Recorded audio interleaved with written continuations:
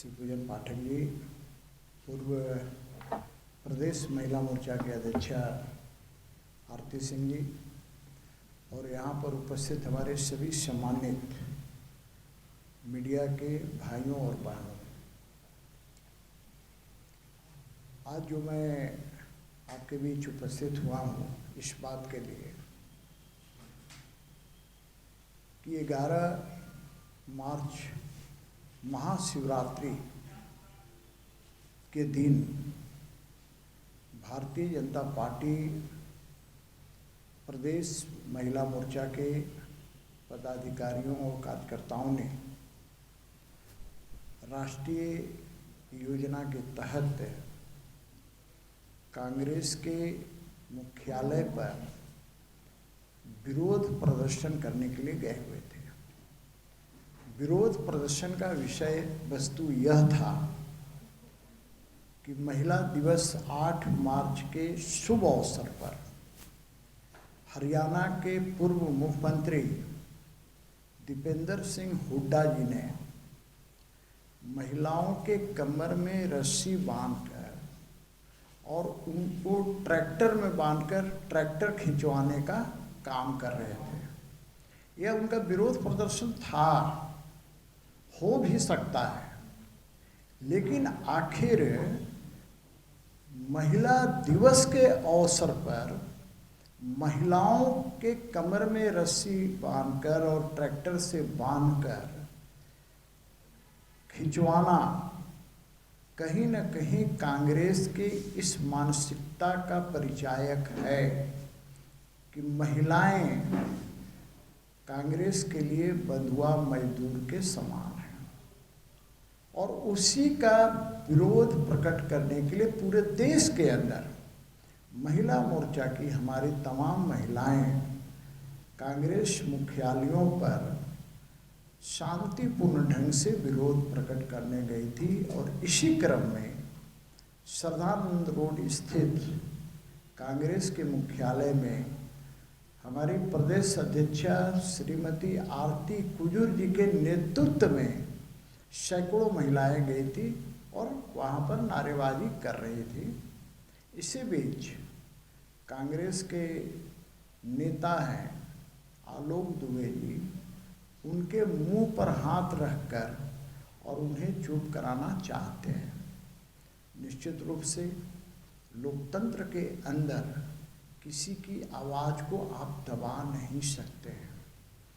आप एक तरफ कहते हैं कि अभिव्यक्ति की स्वतंत्रता है और दूसरी तरफ भाजपा के महिला मोर्चा की अध्यक्षा के मुंह को दबा रहे हैं जो एक महिला है।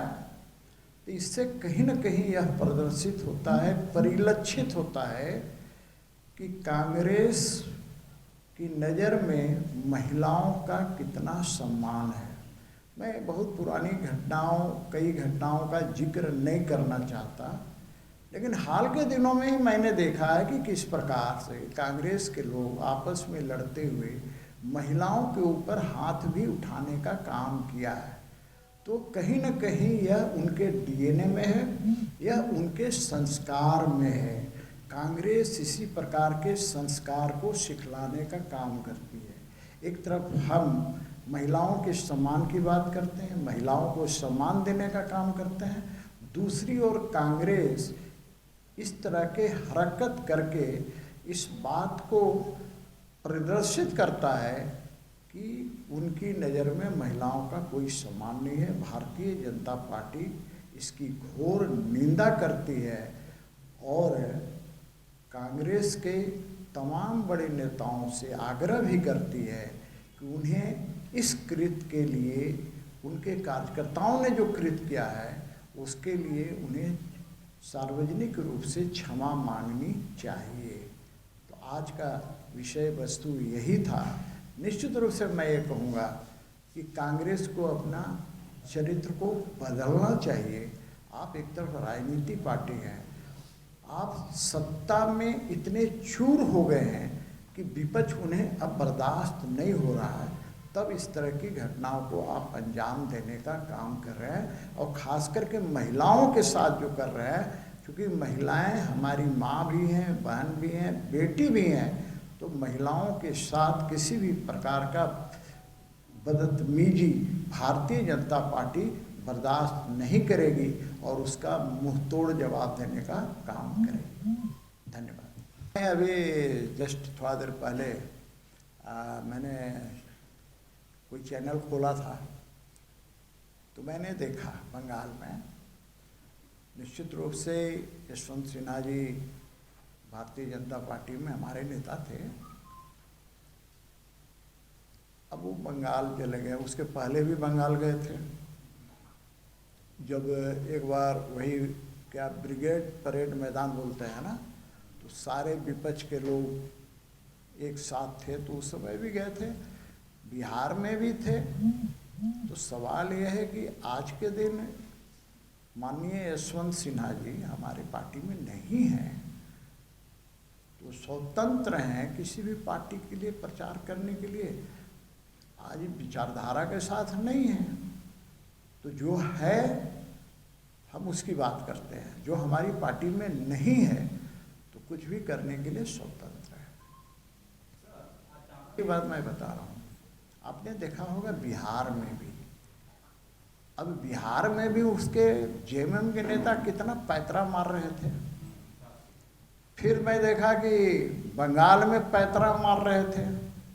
तो पैतरा मारते मारते पता नहीं इनको क्या हो जाता है, फिर किस बिल में छिप जाते हैं मुझे नहीं पता है, लेकिन इनकी पुरानी आदत है पैतरा मारने की।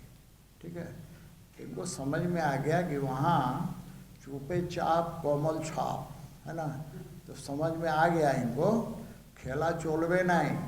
हाँ, तो बात है कि इनको समझ में आ गया, तो सोचे कि अपना इज्जत बचाना है।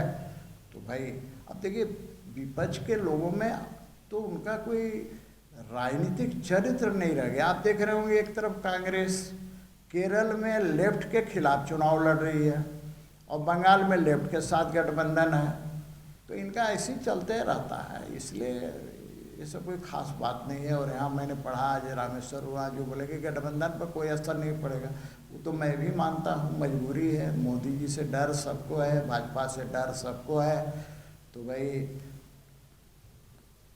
मौसेरा भाई तो सबको होना है, आगे वाला सब छोड़ दिए हम। पढ़ा अखबार में पढ़ा कि जो उन्होंने घोषणा किया था बेरोजगारी भत्ता देने का, तो सबसे बड़ा बात तो है कि भाई बेरोजगारी भत्ता की बात आप कर रहे हैं, तो 1.25 साल तो ऐसे गुजर गया। आपने बजट में लोकेशन किया है कि नहीं किया है?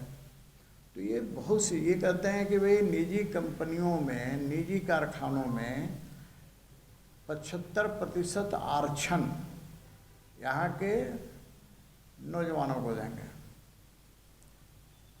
तो भाई कारखाना खुलेगा तब ना, कंपनी खुलेगी तब ना। ये कहावत है कि ना नौमन तेल होगा ना राधा नाचेगी। अब इसी में उछलते रहिए।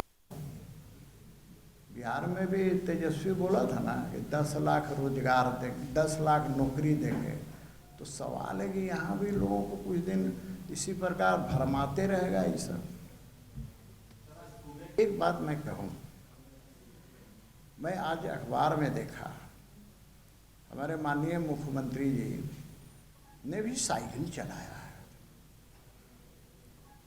अब तो नापना होगा सड़क की चौड़ाई कितनी है। अपने आवास से आड्रे हाउस तक, आज मैं गया था आड्रे हाउस में कार्यक्रम में स्पीकर की भूमिका में मुझे बुलाया था, मैं गया था, 1.5 घंटा था। क्योंकि मेरा क्षेत्र है तो मैं जानता भी हूँ। अब मुख्यमंत्री जी का आवास से आड्रे हाउस इतना दूर है भाई। अब वैसे तो बंगाल में ममता जी भी स्कूटी चला रही थी, गिरते गिरते बची, वो तो नहीं संभाल लिया होता। तो बात है कि सिर्फ ये प्रतीकात्मक चलाने से इसका कोई अर्थ नहीं होता है। लोग सब समझते हैं कि ये सब नौटंकी है, चलाना ही है, चाहे कोई रहे, चाहे सीपी सिंह ही चलाए। तो भाई यदि हम स्वस्थ हैं, सक्षम हैं, तो हम अपने डिप्टीपाड़ा स्थित आवास से साइकिल चला करके विधानसभा जाएं कम से कम हफ्ता में एक दिन, तो मान सकते हैं। लेकिन हम थोड़ा सा लिए, फोटो खिंचवाए, और चूँकि पत्र पत्रिकाओं में छापने वाला रहेगा तो छाप देगा, नहीं छापने वाला नहीं छापेगा, तो कम से कम सोशल मीडिया में, फेसबुक पर तो छप ही जाएगा ना। तो यही करना सिर्फ है, तो इससे कोई प्रभाव नहीं पड़ता है आम जनता पर। रियल में आप करते हैं तो आम जनता उसको फॉलो करती है। विज्ञापन तो जेपीएससी का निकाल दिया 2016 के बाद, संयुक्त रूप से आप 4 साल का एक साथ करवा रहे हैं। लेकिन सवाल यह है आपसे कि आपकी सरकार जब थी तो आप तो 2016 में करवाए थे, उसके बाद फिर अब जब सरकार आई 4 साल बाद करवा रही है, लेकिन मात्र 252 सीट अभ्यर्थी नाखुश है, कह रहे हैं कि प्रसाद दिया गया क्या। लेकिन आप एक मजबूत विपक्ष होने के नाते अब तक जेपीएससी के छात्रों के लिए सरकार तक आवाज क्यों नहीं उठाते हैं, या फिर उनके हित में आप सवाल क्यों नहीं करते हैं सरकार से? आपने कैसे जाना कि मैं सवाल नहीं करता हूँ, नहीं उठाता हूँ? हाईकोर्ट इसमें अपना दखलंदाजी। देखिए, माननीय उच्च न्यायालय एक अलग चीज़ है। मैं एक जनप्रतिनिधि हूँ, मेरे पास स्वाभाविक रूप से पक्ष और विपक्ष दोनों आते हैं। आप हमेशा याद रखिएगा, जेपीएससी से जिनका निकल गया,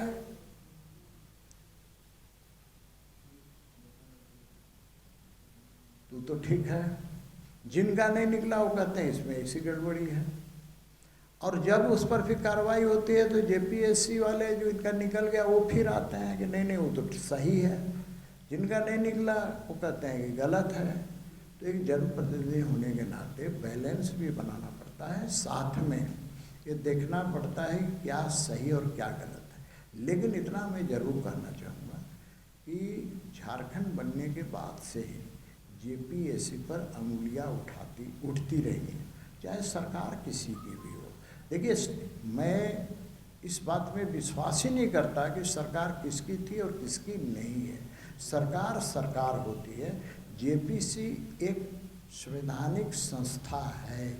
जेपीएससी को निश्चित रूप से उससे ऊपर उठकर जो कानून के दायरे में रहकर काम करना चाहिए, ताकि जेपीएससी जैसी संस्था पर अंगुली ना उठे। आज भी बहुत सा चीज़ सुप्रीम कोर्ट में मामला चल रहा है। मैं ये कह रहा हूँ कि आखिर बार बार जेपीएससी पर ये सब सवाल क्यों उठते हैं। ये तो वहाँ बैठे हुए अध्यक्ष और उसके सदस्यों को देना चाहिए, और सरकार को भी इसे गंभीरता से लेना चाहिए।